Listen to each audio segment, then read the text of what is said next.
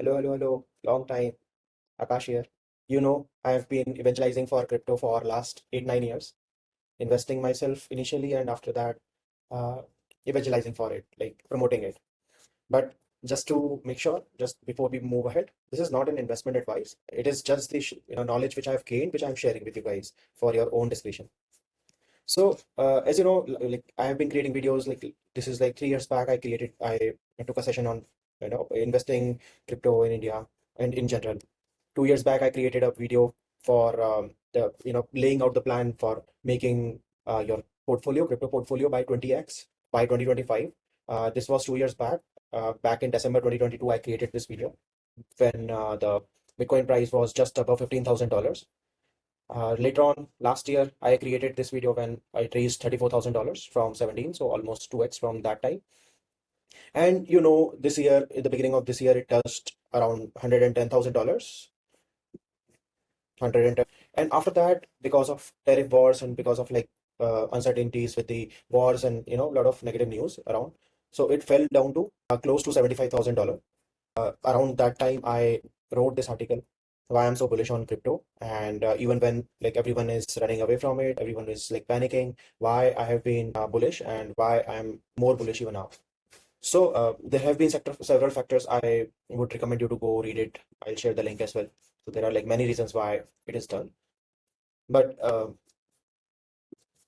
let me tell you, this is not the first time this has happened when the panic situation happens and after that it recovers. And it's already in the recovery mode, as you can see. Like in the last 1 month, it fell from almost more than $90,000 to $75,000, and again it has reached $93,000. So I have been saying in the shorter runs, yeah, market can panic, market can go high as bull run comes, but overall in the long run it grows. That's as Sir Buffet has said. Any which ways, that rule applies to all of the assets, crypto being one of them. Now, if I go to any, so just to show that example that how it comes back. So one of the very known example is that during COVID, like just as the wave hit, and just after the news got exploded that there will be a long lockdown. Just after that, so you can see it's around the time roughly before the breakout of the COVID. So it was close to $3,000, and it was like coming up and reached to close to $13,000. And around the time the news was in the air, it was all right. But just after the COVID breakdown happened, the lockdown happened, so it fell down to $5,000. So 50% in just one go. Now, as you can see, like here in the long run, it does not even matter that thing. But at that time, losing your money 50% in just a couple of weeks, maybe, it really hurts. So, and Bitcoin being the large cap in case of the crypto, it really is kind of stable. But if you go for like smaller caps, the risk is high, the rewards are high as well. So in that case, the fall was even higher. But whosoever bought it at around this time, or when it really falls, at that time when you buy, the possibilities of gains are way more.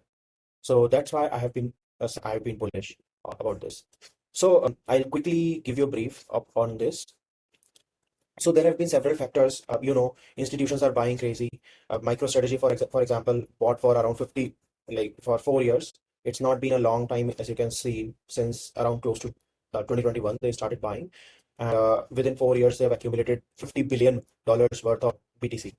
So obviously their buying price was not that high overall, but today they own worth of $50 billion, which is huge. Remember, not long back when banks were against crypto, regulatory body were against crypto. In fact, like countries, governments, everyone was against crypto, and it was like anti-regulatory. So, but now, so many companies out there are buying this. If I show you the holdings, so by countries, and I'll come to that, but before that, I'm showing you about the companies. So yeah, I was showing MicroStrategy, for example, 538,000 BTCs. That is around 50 billion worth of BTC they are holding. Yeah, they are one of the largest holders. In fact, they're the largest holders of BTC single entity. Now, if you see, even like the top companies, so many companies are holding BTCs. Next up is the the countries. So the countries are going just like space race. So US, China, UK, all of those. So almost 200,000 BTCs with you. That is close to 20 billion as of today. The top nine countries, if you see, they are holding close to $50 billion in BTC as of today. And next up is the market dominance. So as you can see, the most of the market is currently dominated by BTC and Ethereum, but just 1% shift in BTC, can bring 10% or 20% more or more in these small caps. So you need to diversify. We need to diversify the portfolio. Just a side thing. Next up, the governments. So you might have heard about the crypto strategic reserves. So what does that mean? So just like how the dollar was backed by gold not long back. So before 1971, there was a gold standard. That means the dollar was completely backed by gold. So it was the entire reserves of dollars were powered by the gold in their treasury. But after that, they started printing dollars back and forth. They completely abandoned the gold standard. But still, every country they have their own gold reserves. You might have heard that in the past few months or a few days specifically, countries were buying gold, and that is why gold price shot up. And whenever there is uncertainty in the markets, gold price generally shoot up. So for that hedging of the risk, because now there is like a lot of talks about de-dollarization. That means that if you go in details, US debt, US debts are going crazy. Because of that, US dollar is facing a lot of challenge. So just like that, the countries are buying crypto for hedging. And especially when I say crypto, it is more about BTC.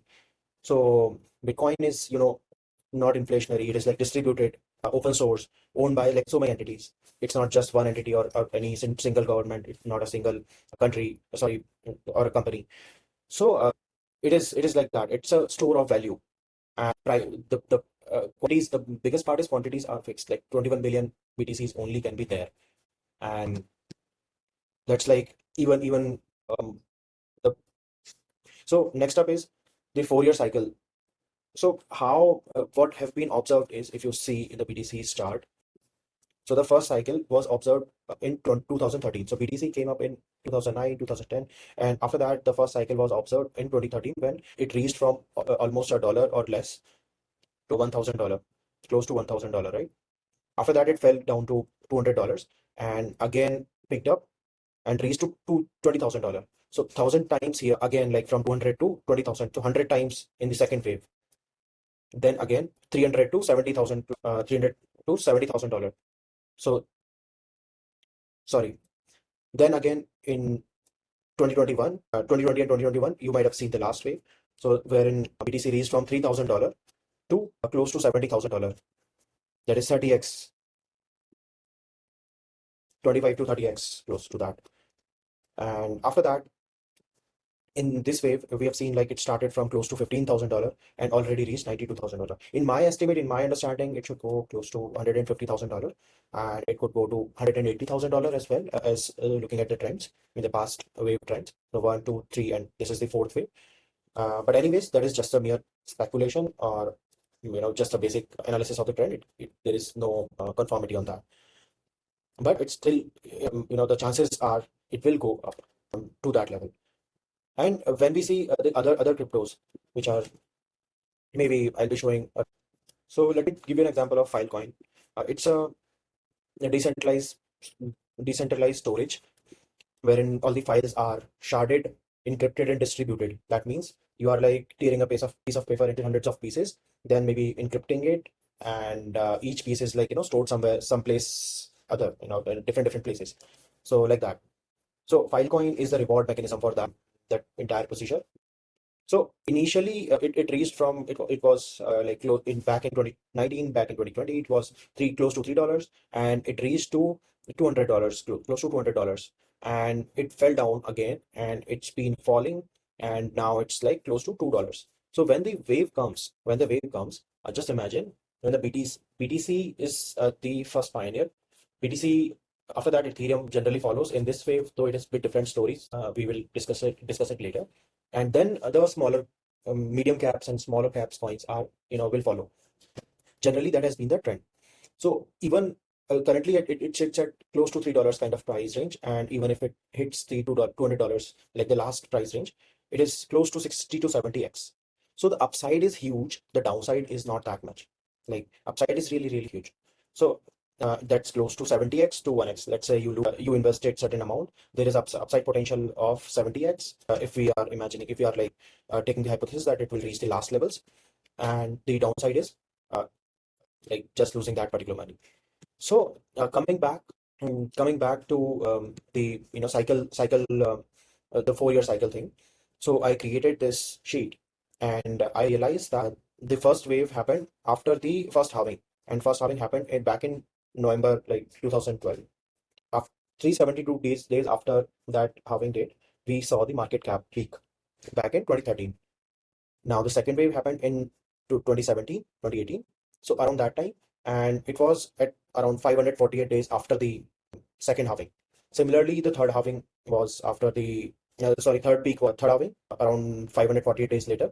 And given the trend, so that is exactly the same days from for the second wave and the third wave. So analyzing from all this trend, it is close to September to October. We can imagine the fourth wave peaking, right? So that is just again that is just an analysis which I did, and does not hold any reality, but it is good enough to shoot up or how the market moves.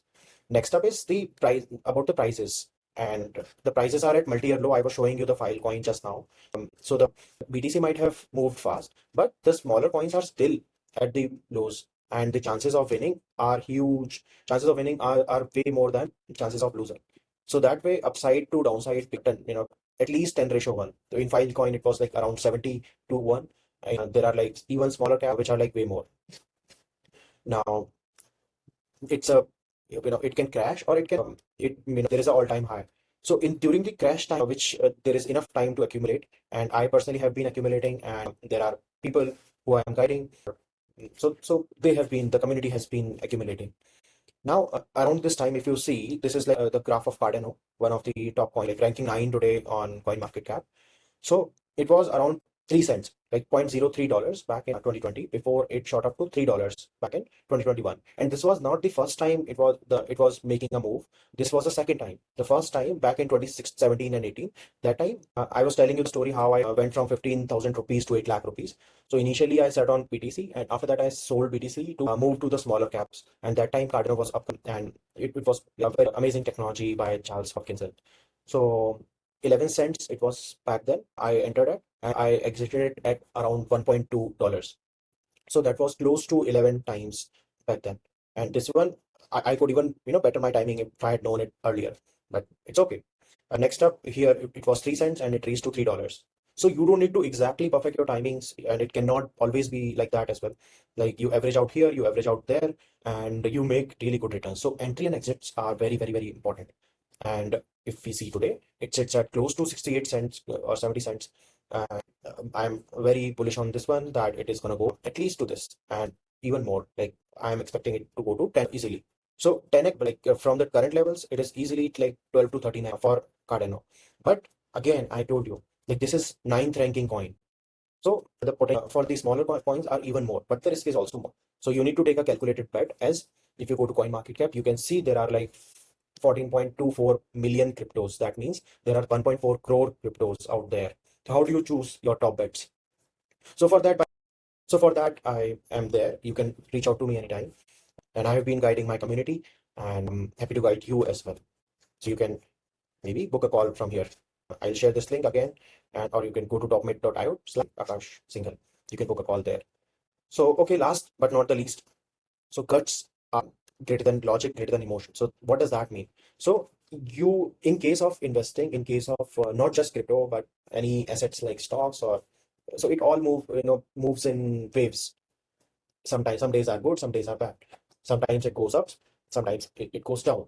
But the important thing is to avoid the emotions, avoid the crowd, and have the guts to act. Like whoever, when it is falling, most of the people don't have the guts to buy. They know that this is the best time to buy, but most of the people, they do not have the guts. And that is how 5% of the people make money out of, like, from 95% of the people. It's a fair game, it's a big game. We all are like, whoever is playing is knows the rule. But you must have the guts to act when it falls. And or second up is you use the logic for the entry and exit, to decide when where are you, rather than using the emotion. So emotions in check. So have the guts to act, use the logic to decide, and keep emotions in check. For example, during COVID, again, as I was told, as I was telling, when it was falling, as soon as the lockdown happened, it was people were exiting, and that's how it fell. And whoever made an entry, whoever made an entry back at that time, they created, they got it in 50% discount. Just you think like that. And when it is running, something like that, when the wave is there, when everything, you might have seen, you might remember that NFT time when everyone was buying into NFTs, and like it was all going crazy. Even the shoemaker was buying the cryptos. So everyone was like that. So when that thing happened, you need to keep the emotions in check. And in fact, like I have been a victim of this as well. Like back in 20 some, I thought the wave will go on forever. I mean, I also had little knowledge just like yourself. So the wave will go on, and I also lost a decent sum of money. While I made a good chunk, I lost a lot more in the first wave. So from the learnings, from the time and time, I've understood that keeping emotions in check is really important. So when the entire market was falling just now, just a while back, it has been an amazing time to buy, because it will pay in the long run, because you're buying the asset, and the value is decided only when you sell it. Only when you exit the thing, only then your wins and losses are defined. So any which ways, we have seen a lot of crypto depression before. In fact, a lot of stock depressions as well. But we know that it comes back bigger and stronger. The stronger is the dip is, the stronger the bounce back. But remember, it's all about entry and exit and guts and logic and emotion. You need to keep all in check, and you can definitely win. Like the chances of it, it's all about probability, and which side you are on of that probability. It really matters. And by using all of these stuff, you definitely can make yourself in top 5% who make money out of other 95%. So have a good day. If you have any questions, I'm definitely answering to, willing to answer. Let's connect for a free session there. Thank you. Bye.